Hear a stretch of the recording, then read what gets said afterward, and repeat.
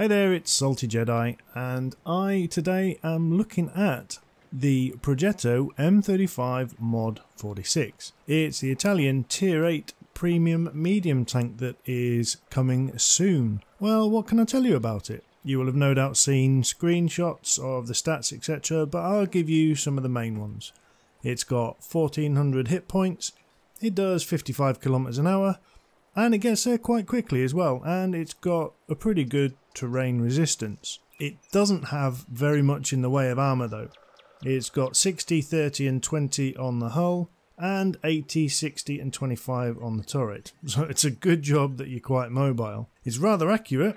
The hull traverse dispersion is 0.16. The hull traverse is 46 degrees a second. The turret traverse dispersion is 0.1 and the turret traverse speed is 39.25 degrees per second.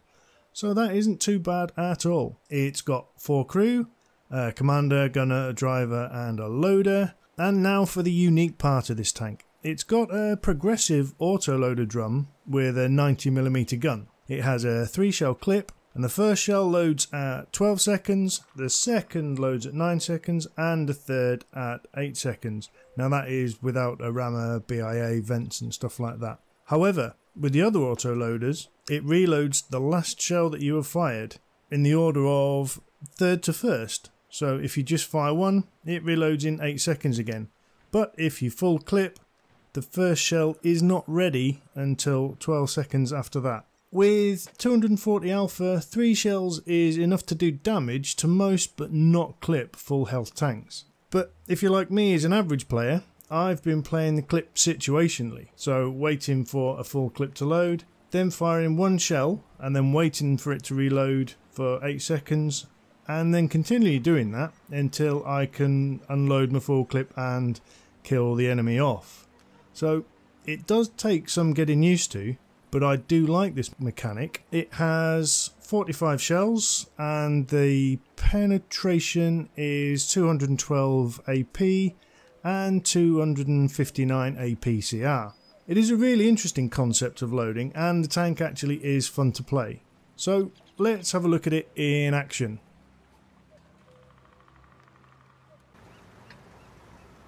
Now, as you can see here, I am on the Fjords map, which is taking a bit of getting used to because there's been some changes, as we all know, since the 1.0 update, and I am bottom tier. So you can see I have started my loading procedure. That's the first shell loaded, and now the times are going to reduce for the second and third shell. So I'm making my way up the beeline, as seems to be a standard meta at the moment for medium tanks, and I have got support from a Batchat AP at the moment. Unfortunately, our Arty seems to have drowned himself, but anyway, that's by the by. I'm fully loaded and I can see that there is a T54 lightweight sat at the top, so aim it in and I do a tracking shot for 245, another one for 250. I might as well empty my clip and another one goes in.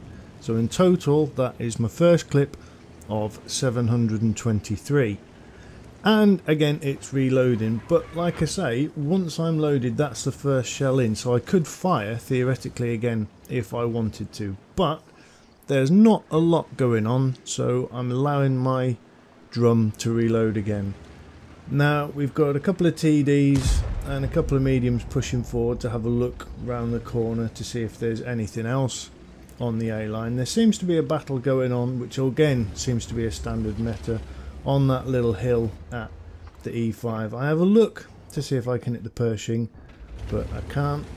So they're pushed on, and they can see now that there is a T44 up there, a Skoda T50 and another Skoda T50 and a Lorraine 40T. There's some monster autoloaders up there.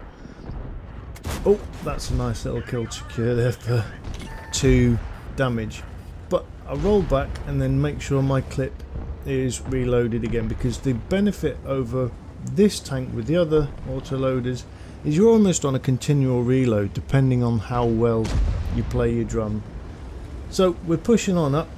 The WZ's taken a bit of damage. Looks like the Batchat's on a reload and the Skoda's on a reload. Oh, Now there's an E100 there. I'm not going to go anywhere near and battle that thing because I'm only loaded AP here, and with 212 pen there's no point in going anywhere near that thing. It will just eat us for breakfast, especially with no armour.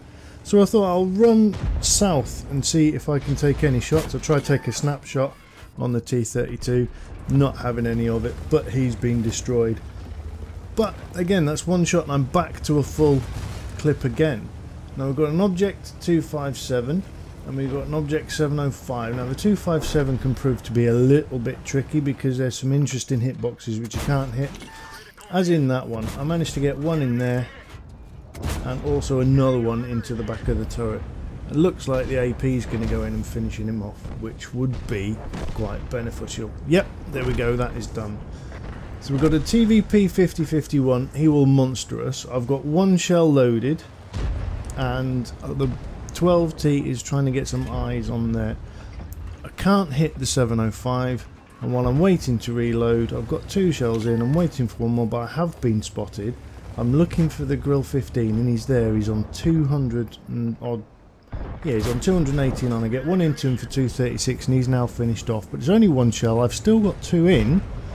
I might as well wait, and there we go, we've got three in. See if we can push round and have a look what's going on with this TVP 5051. I cannot clip him, that's for sure. So the RT has been spotted. We'll see if we can get a bead on him.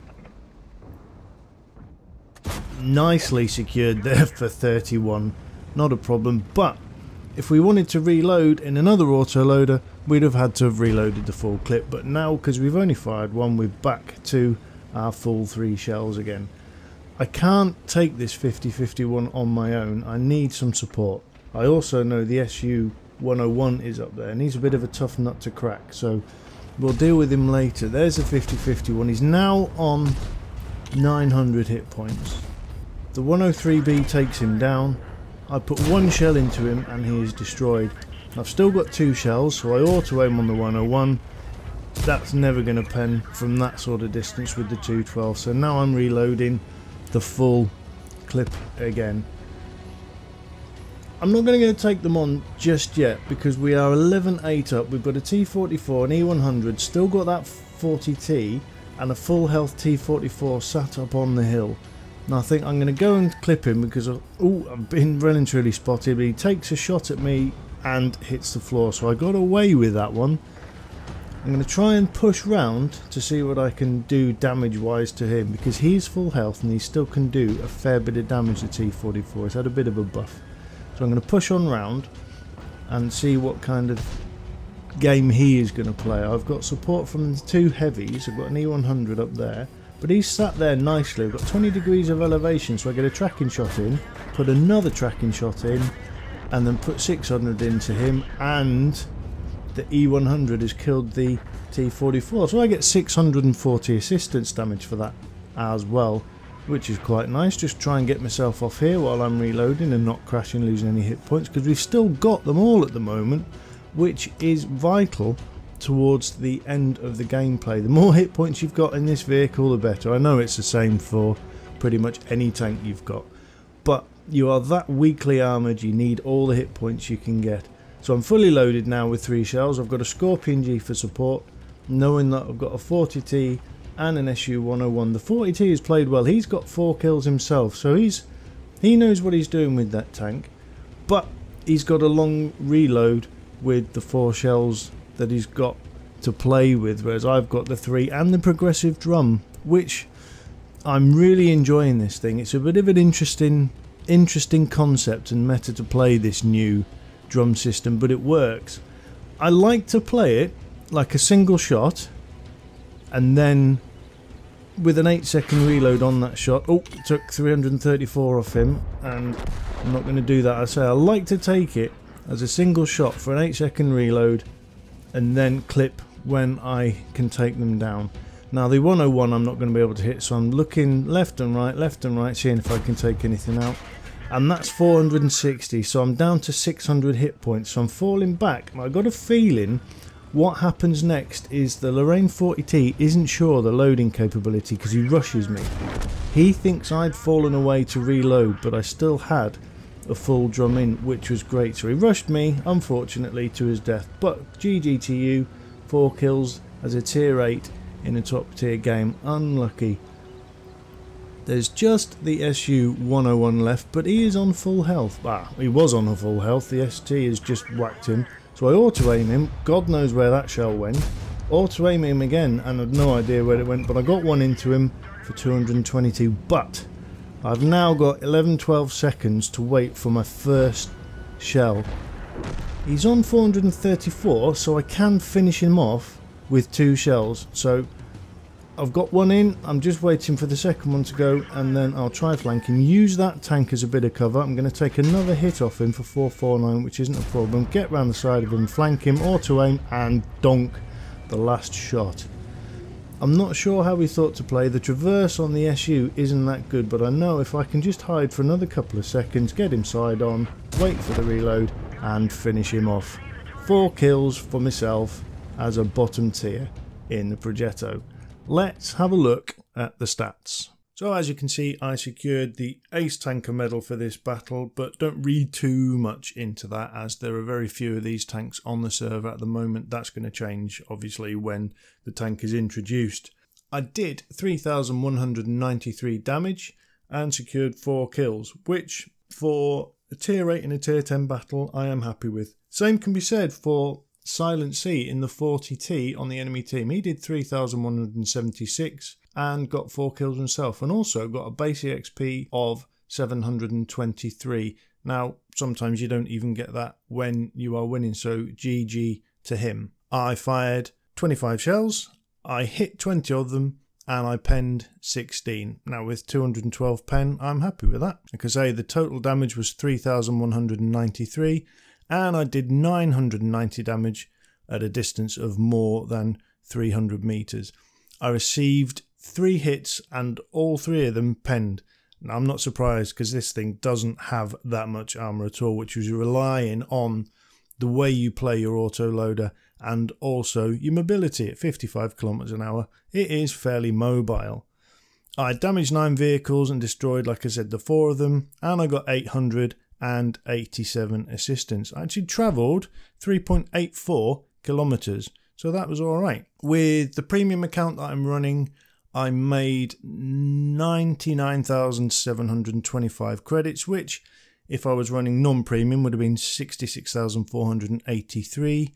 I got a mission for the tokens that are going on at the moment, so that was a bonus of 5,000, so a total of 104,725. To repair the vehicle was 7,086 credits, and the ammunition resupply was 10,750. So in total, I netted 86,889, which again, for a premium vehicle, is pretty good.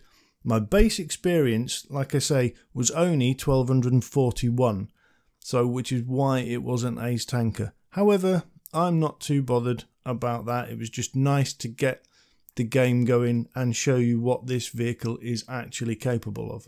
So, I hope you've enjoyed this replay, and would I recommend this tank? Yeah, I really would. Once you get used to the understanding of how the drum autoloading system works and you get your own type of way of having to play it, whether you're going to clip the full thing and run away or play it as a single shot for a bit like I do and then empty your clip when it proves the right time to do it, it's entirely up to you. It makes good credits and it's going to be an interesting introduction to the game. So enjoy, guys, and I'll catch you soon. Bye now.